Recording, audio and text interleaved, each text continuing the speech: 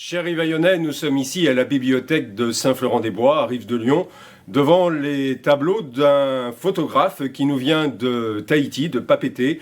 Il s'appelle Christophe Abraham et il nous a fait la gentillesse d'exposer ces tableaux ici dans la bibliothèque. Je vous invite à venir faire la visite et à venir voir cette exposition qui est un peu le symbole de ce que nous avons voulu faire en 2023 en matière de culture sur notre commune rurale. 2023 a été une année plutôt bonne. La livraison de la maison de santé, l'arrivée d'un nouveau médecin à mi-temps, mais c'est un nouveau médecin de plus et je remercie le docteur Derrien d'avoir rejoint l'équipe de professionnels très dynamique, très présente au sein de la maison de santé pluriprofessionnelle. C'est important, nous allons continuer nos recherches activement avec l'ensemble des professionnels de santé pour avoir en 2024 un renforcement de notre équipe de médecins généralistes. Soyez assurés que nous serons, tous nos efforts seront axés sur cet objectif. 2024 arrive et je vous souhaite bien sûr une très belle et une très bonne année 2024 en famille, dans votre travail, que votre santé soit bonne, cela est très important. Et je vous souhaite le meilleur pour 2024.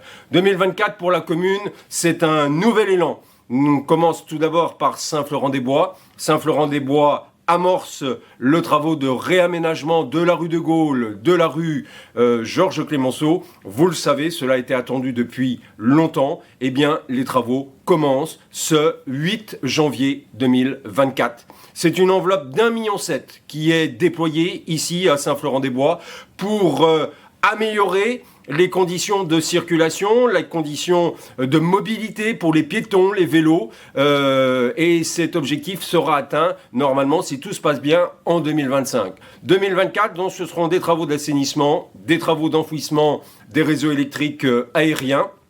Et puis, nous laisserons tasser l'ensemble de ces travaux pour achever avec une végétalisation et on refera tous les trottoirs et la route en 2025.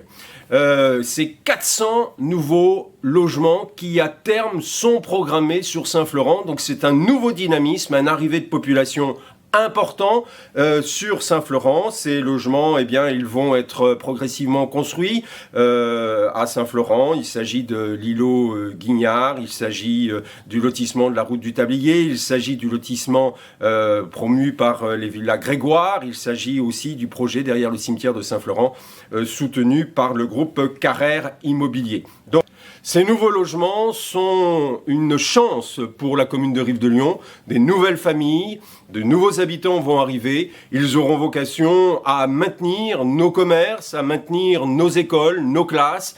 On espère qu'il y aura de jeunes enfants qui arriveront avec ces familles nouvelles et qui permettront aussi d'entretenir tout le tissu associatif que je salue, car la présence des associations sur notre territoire est essentielle. Ce sont les associations qui font cette vie si riche ici à Rive-de-Lyon.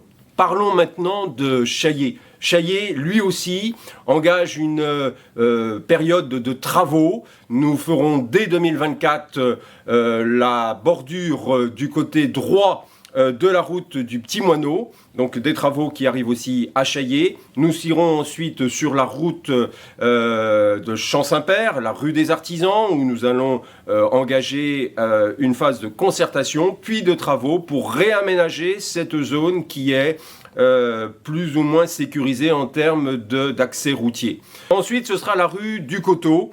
Et bien évidemment, l'attention sera aussi à Chaillé portée sur les écoles, l'école de la vallée de Lyon, pour que là aussi, aucune classe ne soit supprimée à la rentrée 2024. Chers Yvaillonnais, nous avons beaucoup à faire, nous avons beaucoup fait.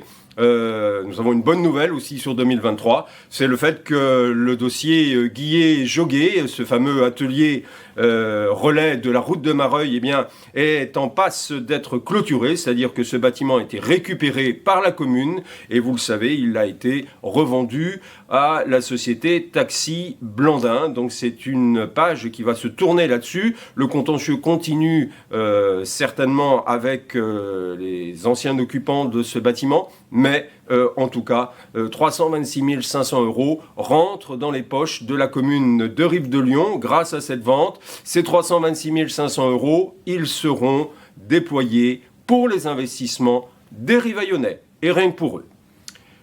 Nous faisons partie d'une agglomération, La Roche-Agglo. Nous sommes fiers d'être dans cette agglomération. La Roche-Agglo va nous donner une grosse subvention de 380 000 € pour nos travaux sur la commune de Rive-de-Lyon. C'est l'agglomération aussi qui finance les travaux d'assainissement. Nous remercions beaucoup Luc Boire et toute son équipe pour ce soutien constant ici à Rive-de-Lyon. Belle et bonne année à vous tous. À bientôt.